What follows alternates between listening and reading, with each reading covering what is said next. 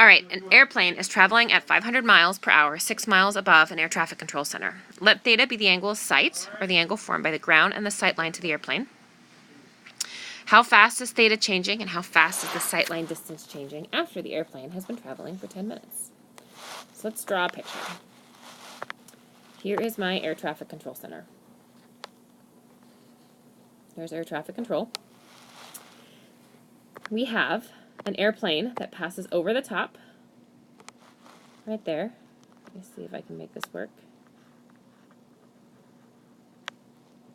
And I think I can move this like that. So that's my airplane. And it's going that direction. Doesn't really matter which direction you go. I'm going to make it go left to right. And then eventually what's going to happen is 10 minutes later, the airplane is going to be somewhere overhead. So there's my airplane. Okay? So, and then we have this ground that's right here. So there's the ground. We have the air traffic control and the airplane. The airplane is precisely 6 miles above air traffic control. And it is constant. 6 miles above. It doesn't say anything about elevation changes. So it is traveling at 6 miles, which means it's 6 miles above there, and it's 6 miles above the ground there. You could argue that this is kind of ambiguous. You need to consider the height of the air traffic control center. I'm assuming, since they didn't tell me that the air traffic control center is X number of units above the ground, that's inconsequential. The sight line to the airplane, so the ground would actually probably be somewhat the difference between the top of the air traffic control and the ground when you're talking about a 6 mile elevation is negligible. So I think for the purposes of this problem, they're assuming that it's the same elevation. If you wanted to be really technical and have really exact numbers, you probably want to consider, well, are we talking about this theta, or are we talking about theta being the top of the air traffic control? And what's the purpose? Since we're looking for how the airplane looks to the people in the air traffic control, whether it's the ground or it's the people in the air traffic control, and you just consider that the ground is going to be more important to consider how that viewpoint looks from the air traffic control. Okay, so then the airplane goes this way in the direction of the arrow at 500 miles per hour for 10 minutes. So then we have this third vector, that vector, which is the sight line. And this is my theta angle. And that's the angle that's changing.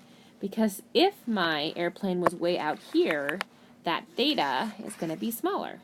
If it's way up here, that theta is going to be larger. So theta, kind of like a clock hand, is ticking down. And this vector is also changing in distance.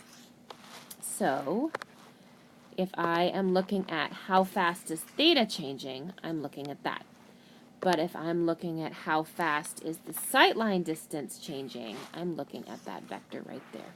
That's what I'm concerned about. So it just depends on which problem we're solving. It's two different problems. Let's collect what information I have. I have a theta right here. And theta is definitely part of a right triangle. And I also have a horizontal, which is part of a right triangle. So this horizontal, I'm thinking, classifying, I wonder if this horizontal is a Pythagorean theorem problem. But this theta problem isn't a side length, it's an angle. However, since I have this right triangle part of it with an angle, I immediately think of SOHCAHTOA. I'm thinking this is a basic trigonometry problem with a sine, cosine, or tangent. I just have to figure out which of those are based on the information I've got present. So I think a little bit more about the situation, and I realized through some quick algebra that this airplane travels this direction for 10 minutes, 500, which is miles per hour, so I'm going to divide it by 60 minutes to make it miles per minute. So it's 50 over 6, and I'm going to multiply that by 10. That's going to be 250 over 3.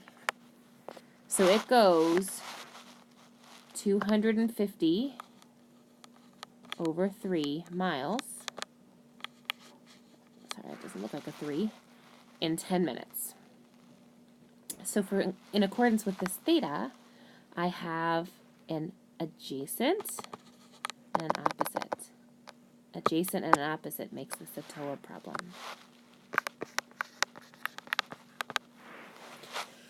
Okay. Now, additionally, let's classify what rates we're going to need versus what rates we're gonna have. I have a rate right here, 500 miles per hour. That's how fast this airplane is traveling. But it's also how fast it's traveling on the bottom, right? I mean, this is just a one-to-one. This speed across the top is also the speed across the bottom. It's the horizontal speed, correct? So with this, I could write this as tangent of theta equals opposite over adjacent.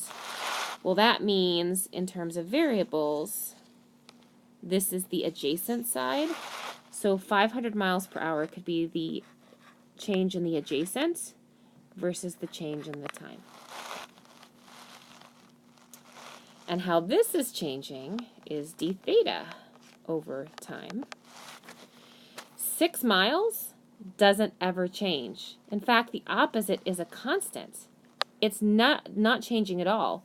So to make this easier on myself, since 6 is a constant and not changing, I'm going to change this opposite to 6 because I can, because it is a constant, and dO over dt is 0, so I can just use it as a constant in this problem. d theta over dt is exactly what I'm looking for, and I have an equation to at least get me there. Now, as far as the sightline distance changing, or how is this horizontal changing, well, that depends on dA over dt in accordance with the other leg. So that's going to be an a squared, b squared, c squared problem. But for now, I'm going to focus on this first part. I'm going to focus on the pink. How fast is theta changing? So, back tangents.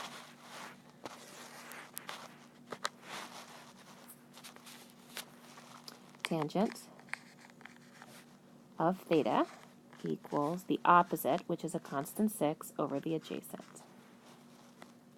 Now, thankfully, using some trig, I can isolate theta to get a d theta problem, although you could certainly do this implicitly as well with the tangent, derivative of tangent. I think it's going to be easier to solve, though, if we isolate d theta.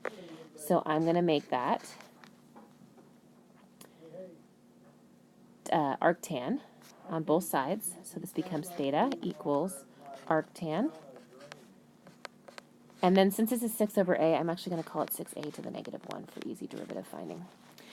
So this will just make it a lot easier to find d theta over dt. Because now when I apply the operator,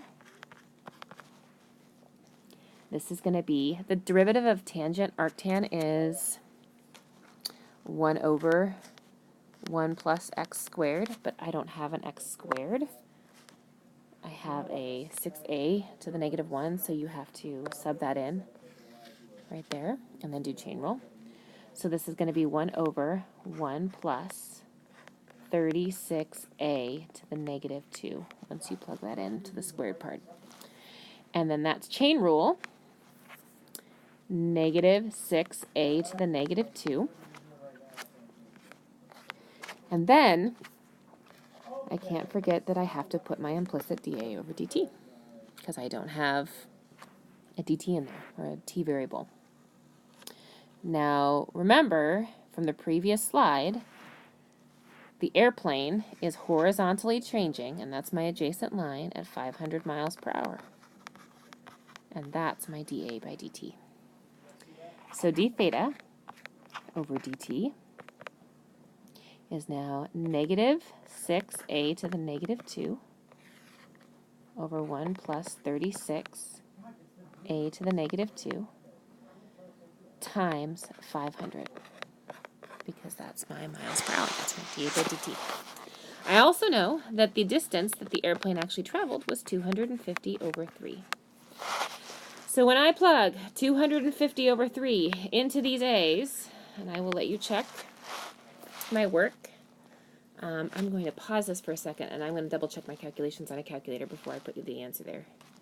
Okay, so when I plug in A on my calculator, and for the record, I just plugged in this 253 and stored it as X in my calculator, and then I plugged in X for A there, and just let the calculator do a lot of the heavy work. I ended up with d theta over dt equals negative 0.4298. All right, so at this part, I want to get this video out because really the calculations and the conceptualization is important, but I am not really happy with the units on this. I can't decide if it's degrees or radians. I need some time to consider that more deeply. My first instinct is to say radians just because I work in radians more often than anything else, but I have to think about probably how that arctan is calculated and the derivative of the arctan. Perhaps that derivative is inferring radians. So I need to consider this a little bit more before I put a full unit. However, I can be confident that this is going to be in either degrees or radians per hour because this is in miles per hour. And the A is in miles. So miles per hour, A's are in miles. I'm